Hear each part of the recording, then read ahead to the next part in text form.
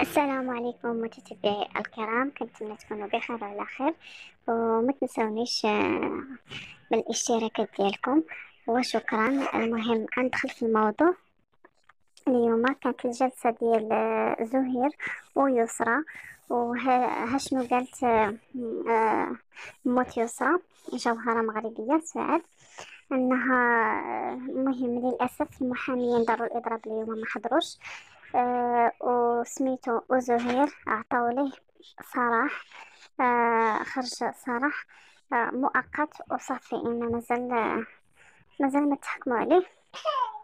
المهم هادشي اللي كاين، هاد القرار اللي خرج وصافي. سعاد مسكينة باينة فيها صابرة ومرأة طيبة الله يعمرها دار. راه معروفة الساس المسكين اللي تيشكروها. المهم اختي الله معاك، وان شاء الله تفوتي هاد المحنة هادي ان شاء الله، وكنتمنى تكون الامور بخير وعلى خير وتصالحي مع بنتك ومع الزوج ديالك. المهم وتكونوا عايشين هانيين. هادشي اللي كنتمنى لك اختي. و...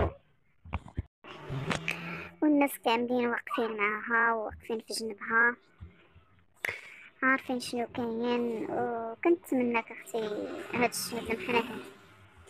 هاد المحنة هادي دوزوها ان شاء الله وتكون بخير وعلى خير.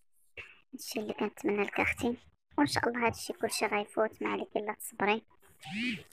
هادشي زعما ما يكونش دائما فترة وغيدوز.